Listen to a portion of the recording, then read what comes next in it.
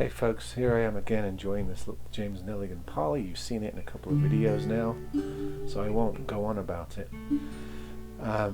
Just a quick video to talk about the seeming cycles on YouTube. Just prior to taking a break for a week, I had a week off for the Thanksgiving holiday where I didn't have to do my teaching and I could just concentrate on guitars, cranking some guitars out for the Christmas sales. I didn't make any videos, but just prior, the week leading up, I noticed a little rash of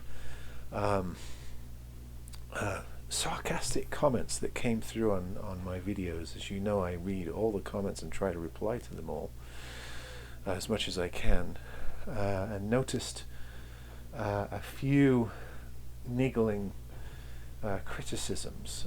Not that I really put much stock in, because some people just go onto YouTube and they're just negative or spiteful or sarcastic, and I'm sarcastic, so I can deal with it. What was the content of these comments? Well, one of them, actually more than one, 2 or 3 of them were talking about my appearance. You look rough, man. And it's because of this growth here. I've got a COVID beard, and yeah, even though I'm not completely grey on the head, my beard grows in pretty grey, and I don't really care about appearance right now, so I've just let it go. I'm not going to the barber. I'm not obsessing over my appearance. I'm working from home most of the time, teaching from home. So yeah, a bit rough looking, but still fit, walking every day, nothing to worry about health-wise, thankfully. Maybe looking just a bit older and a bit rougher because of this facial growth type of thing. So that's attracted comments. One of the plus sides of that is I don't get the David Gilmour comment anymore. One of the downsides of it is now I get the Ian Anderson comments, the Jethro Tull. It's weird when you grow a beard, and I haven't grown a full beard my whole life. The comments you get completely change. So yeah, I've had people making Jethro Tull comments, or Rasputin. Somebody called me Rasputin, which was interesting. I'm sure I'll get Santa Claus and all that coming up. So yeah, there were a flurry of comments about my more disheveled looks in recent videos, which is just fine. I enjoy some of them. Some of them attempt to get a little personal, but you know, YouTube if you're doing a YouTube channel, you have to account for the spiteful people that show up in the comments. They know who they are, and most of them I just laugh off. The other one that I got a couple of times is a couple of complaints about my playing. Now, I should point out that as sloppy as my playing sometimes is on these videos, and that's basically because I stand and don't strap the guitar on, and I'm trying to hold it while playing it, and I'm not really trying to perform for you. If I was trying to perform for you, I would do it on my other channel where I do music videos and that kind of stuff. I am semi-professional musician. I do have album credits. I've played on some interesting recordings. I've got probably some 20-something CDs that I've put out that include guitar work, cello work, and other instruments, other stringed instruments that I play. And I should probably work on my presentation for these videos a bit more, and play something polished. But the point of this channel really is to give you a luthier's perspective on all of these options and new availabilities in the guitar / ukulele / string instrument world. I'm not really trying to compete with the millions of brilliant players on YouTube. I mean, every time I go on YouTube, I find some 13-year-old that plays in a way I'll never manage if I practice the whole rest of my life. That's just the way it is. It just seems that as we go on in time, the technique that people are picking up at younger ages, and the accomplishments that people are picking up is just lurching forward. And some of these kids, not just kids, but players, amateur players who do YouTube videos are amazing players. I would say that the sometimes the letdown is the compositional, the writing. I mean, a lot of players tend to play covers or riffs from famous songs when they do guitar videos, or they'll get that sort of they'll get those free what do they call them, loops that you can buy and just noodle over the top, which canned music, if you like. I've kind of stayed away from that because I don't really like it. I don't really like, when you go and look at a video for a guitar that you're interested in, having somebody with a drum loop, bass loop, and then some guitar chords, and then them noodling over the top of it. I don't really get a good sense of the instrument that way. I'd almost rather see somebody just do this. As simplistic and as not very sophisticated as it is, it gives me a better sense of the guitar. So I've stayed away from that sort of performative side, but I suppose I should take some stock in what people say and clean up a bit to where I'm playing something that's represents the instrument. And yes, I am prone to sloppiness. I make videos, I pick up a guitar, I strum it in front of you. I should probably work something out and play something decent. I think sometimes I get comments on my riffs or my pieces that I play for videos. And other times I don't care. I'm just making a video about a certain instrument, and I just play it for a minute to give you a sound sample. And by the way, YouTube is never going to give you the exact sound of any instrument. It doesn't matter who's doing it. We have to understand that most people are playing into substandard microphones or camera mics, and that the sound is compressed and digitized on the way in and on the way out. Most people listen to it on cheap earbuds or through camera or laptop speakers that are not very good. So unless somebody's making videos with really high-end equipment and you're listening to those videos with high-end equipment, you're not getting a really true representation of what they're playing, the instrument they're playing, through a YouTube video. And even if you have good equipment on both sides of the production, whether making the video or listening to it, the sound is still incredibly compressed.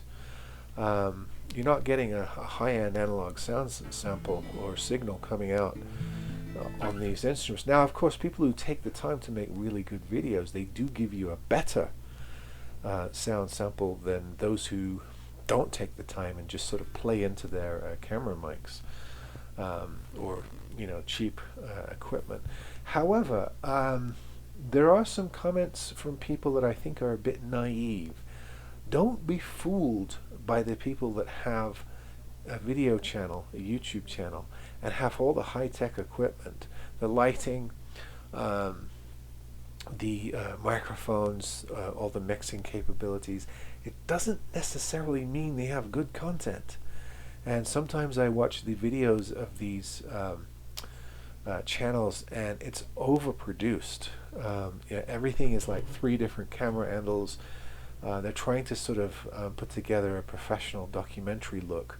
And for me, it's overcooked a little bit. I'd rather see somebody with interesting content, with interesting instruments, with interesting perspective, shot by a single camera going through a very normal microphone, than one of these overproduced, slick YouTube channels that you see, where they're just pandering to mass taste. I mean, you know what I'm talking about. There are plenty of videos out there about all the really popular guitar brands and all the very typical models, the popular models. We don't really need any more people doing that. There are already dozens and dozens of people covering that stuff. What I like are the people that give you a slightly different take, and some of those people are not high tech. I won't go into examples, but there are a lot of good luthiers out there that just do work in front of a camera. They don't have intro and outro music, and they don't have a title font, and they don't necessarily have high-end cutting and editing skills on putting the videos together. And there are rough spots in their production, but they're interesting. They're real. You get a sense of their craft when you watch those videos. And on the other side of things, I watch some of these really high-end, overproduced YouTube videos, and I get nothing. It's dead. It's so canned and so overproduced, and they're pandering so hard for views, for some sort of market share, and they're probably monetized and they're doing Patreon and all that stuff. They've lost track of any sort of focus or angle that they might have had when they started out their channel. So I take these things with a grain of salt, but I also find them interesting and try to apply some of the criticisms. So there's just sort of my take on some of the comments that I've been getting. Some are very constructive, some are fair, some are critically fair. Others are spiteful, mean-spirited, from people you can just tell love to go online and troll. And those I tend to laugh off. And the other ones where people are actually trying to put together, a point, I try to take something from those criticisms. So there's just a response on a sort of little curve feedback that I was getting towards the Thanksgiving break here in the U.S. And I thought I would do a response video to them. However, I love the feedback. A lot of you give me your own personal experiences with guitars and models, or sometimes you see me doing a video and you say, try this, how about this? This brand's really good too, or this is a similar model guitar, or if you like this, you'll like that. Or I've had this problem with this particular instrument, or I didn't have the experience that you had on your video. My experience was a lot worse or a lot better. I love that stuff. I love that feedback. I read all of it and I try to respond. It takes, a long time, and I've noticed when I go to my fellow guitar/music instrument channels, people who are also doing channels, I notice the folks that get popular, start building acclaim, start amassing a high count of subscribers, they stop doing that. They stop responding. They no longer reply to comments. They don't go and watch other people's stuff. You put a comment on their video like, hey, I did a video on the same guitar, check it out, here's the link. They don't bother. They've already got to a point where they don't want to deal with the little people anymore. They're up in this upper echelon. I don't want to get like that. I don't get invited to the hangouts with all the big guitar channel guys, and you know who they are. I don't hobnob at the NAMM shows. I'm not like trying to name drop on every video about who I'm in with.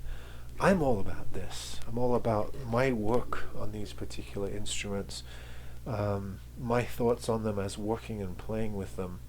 And all the other stuff is just ephemera. If I make friends along the way, and I do have a few friends who have guitar or instrument channels, and I do have one or two that actually watch my videos and comment once in a while.